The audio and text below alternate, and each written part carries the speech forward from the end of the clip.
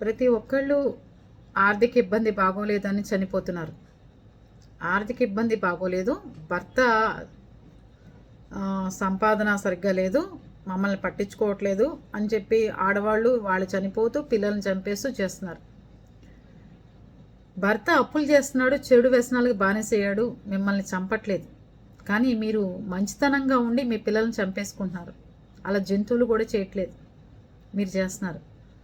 ఆడవాళ్ళు ఇళ్లలో కూర్చుని బయటికి రాకుండా చేసుకునే బోల్డన్ని పనులున్నాయి. హోమ్ కిచెన్ పెట్టుకోవచ్చు, లేదంటే హోమ్ ట్యూషన్ పెట్టుకోవచ్చు. ఎక్కడైనా ఇంటర్ డిగ్రీ చదువుతున్న కాలేజీల దగ్గరికి వెళ్ళి మీరు స్నాక్స్ అందివ్వచ్చు. ఒక బండి పెట్టుకుని ఆ బండి మీద టిఫిన్ సెక్షన్ పెట్టి మీరే నలుగురికి ఉపయోగపడే పనులు, నలుగురికి ఉపాధి కల్పించవచ్చు. ఎన్నో ఉన్నాయమ్మా ఆడవాళ్ళకి. ఆర్థిక ఇబ్బంది రాగానే పిల్లల్ని చంపేసి మీరు చచ్చిపోవడం కరెక్ట్ కాదు.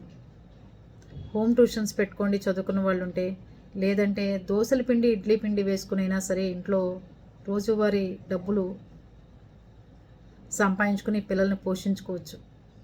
ఆర్థిక ఇబ్బందుల్లో మనుషులు చనిపోవడం అంటే చాలా బాధాకరమైన విషయం అసలు ఇవాళ.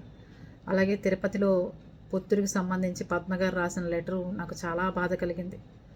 నిజంగా ఆర్థిక ఇబ్బంది వల్ల ఏ మనిషి చనిపోకూడదండి. చేసుకోవడానికి మన చేతుల్లో బోల్డ్ అన్ని సదుపాయాలు ఉన్నాయి.